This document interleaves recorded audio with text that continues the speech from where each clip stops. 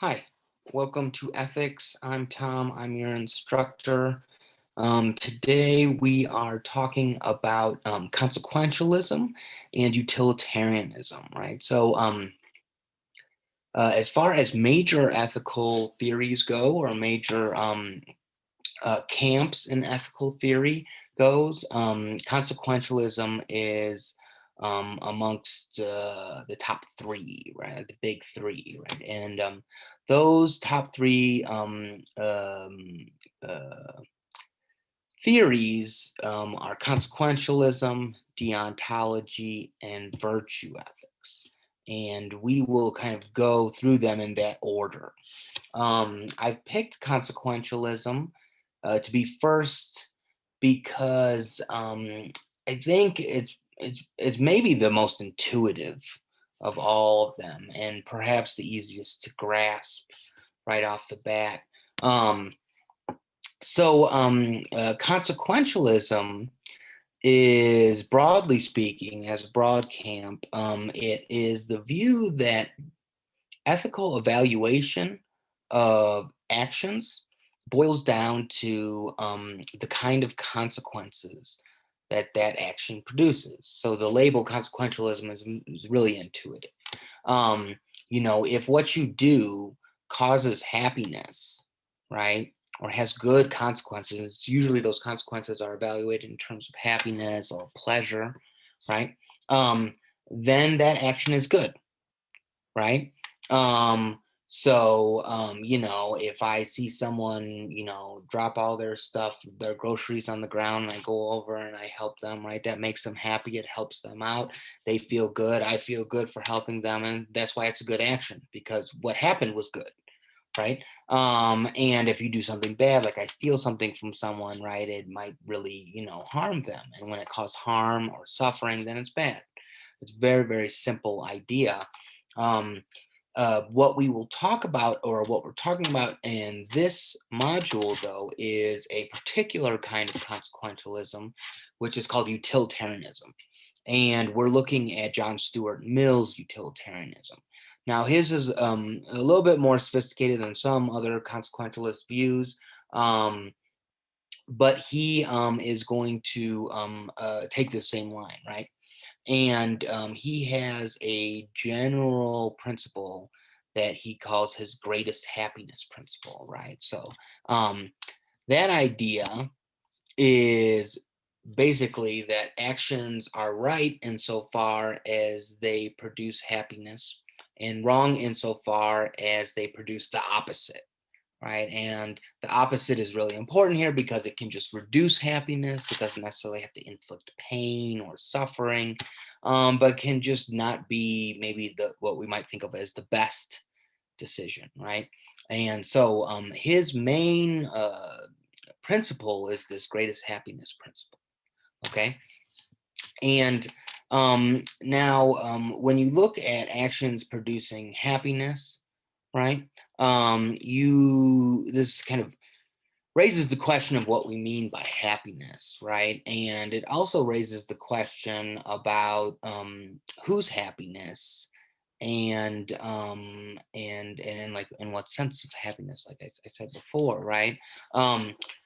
So one thing you might think by looking at this is that, you know, this looks very similar, at least at first glance, as to hedonism. And in the readings, they talk about hedonism. Now, hedonism is an old ancient Greek or Roman kind of school of thought, where the purpose of life is to seek pleasure, right? And there's a lot kind of packed into that, and there's a lot of nuances around how to think about that exactly.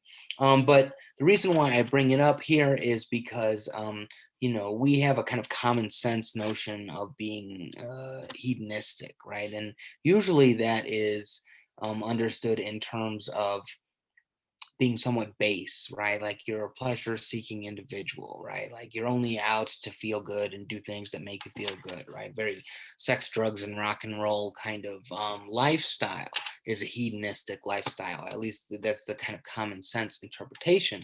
And so if you look at this greatest happiness principle, you might think that what Mill's suggesting is that, the right thing to do is whatever makes you happy, and that's it, right? Um, there are two reasons why this is not Mill's view, and he provides these qualifications. First is that Mill is concerned with the most happiness for everyone, right? Not individual happiness. So what he's not promoting that I should just do whatever makes me feel good at the exclusion of the happiness of others. The sense of greatest happiness here is the sense of the greater good, right? That whole idea of like making sacrifices for the greater good or making the decision based on what's facilitates the greater good, that's a very consequentialist view, right? And so its greatest happiness principle in terms of the most amount of people, not in terms of like the most amount of happiness for me, right? So if something makes me a little happy and makes a lot of other people a little bit happy, right? That's probably better than something that makes me really, really happy, right? And we'll talk about that in terms of the utilitarian calculus in just a moment. But so he's not focused on individual pleasure. He's focused on happiness for all the people involved in a situation, right? Um, and the second point is that Mill makes this distinction between higher and lower pleasures, right? And this is an important distinction for him. Oftentimes when we think about pleasure, we think about something like bodily pleasures. We think about immediate pleasures, right? Things that make you feel good, really good right now, and you don't really have to put a lot of effort into them, right? Getting drunk or eating a cheeseburger or whatever it is, right? But we do get pleasure from lots of other kinds of activities, things like reading a good book, taking a class, graduating, being a father or a mother, going to a family outing, accomplishing something, getting a promotion, like all these kinds of things also give us a sense of pleasure, right? Doing art and whatnot. And for Mill, those are higher pleasures, right? They're the kind of satisfaction we get from using kind of like our higher faculties, right? And for Mill, those things actually weigh in heavier than the lower pleasures, right? The lower pleasures are immediate; they're somewhat surface, right? Whereas the satisfaction you get from the higher pleasures is somewhat deeper, right? And so this kind of gets away from the traditional or the kind of common sense hedonistic view, right? So with those qualifications, right, what he means when he says that an action is right insofar as it produces or promotes happiness, he means, promoting happiness, which leans heavier on higher pleasures and promotes the most amount of happiness for the most amount of people, right? And so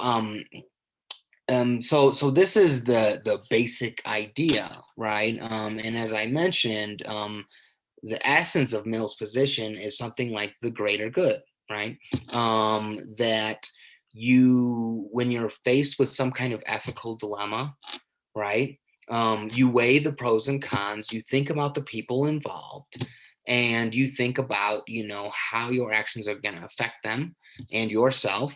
And you think about the results and you make the decision that you think is going to produce the best results, right? Make the most amount of people happy, right? So if you're thinking about, I don't know, whether to go back to school or something like this, right? And you have a couple kids at home and you might think to yourself, well, it'll take away time that I have to spend with my kids, but it will provide me with opportunities in the future, but it's going to cost me money, and I don't have to take out loans. And what about my spouse and how they're going to be affected? And what about maybe I have a sick grandma at the time, and I also spend a lot of time with her, taking care of her, and all these kinds of things. And I weigh all these factors, right?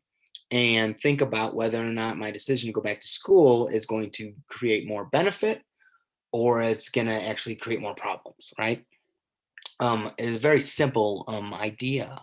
Um, so, and to make this in more of a technical fashion, I provide a handout on a utilitarian calculus.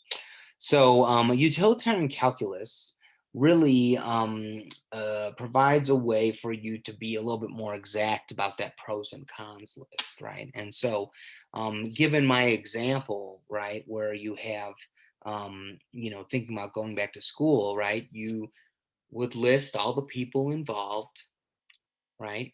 And you would consider you would kind of quantify their happiness in a certain sense, right? And think about your decision of going back to school, right? And then think about how it's going to impact the level of happiness of each person on that list that you think will be involved or be affected, right? And then what you do is you kind of tally up the increase or decrease of happiness overall of all the people involved, right?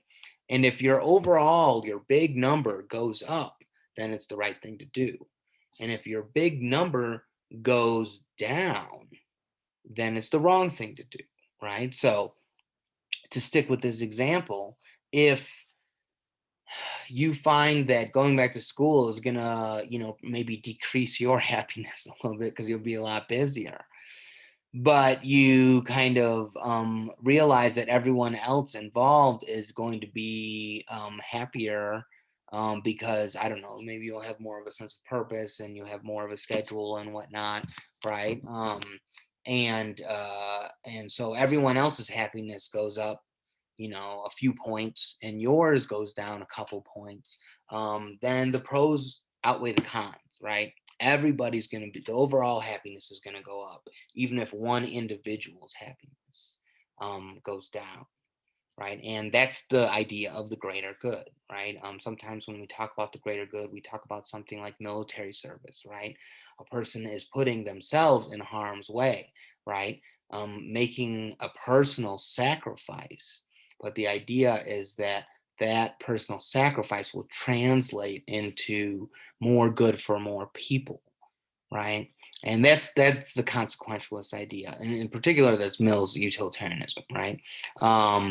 As we'll see, there are drawbacks to this idea, and there are alternative conceptions, and there are reason to think that this is, at a minimum, not the end of the story, but nonetheless, it is a major ethical paradigm, and there's a lot of intuitive pull to this.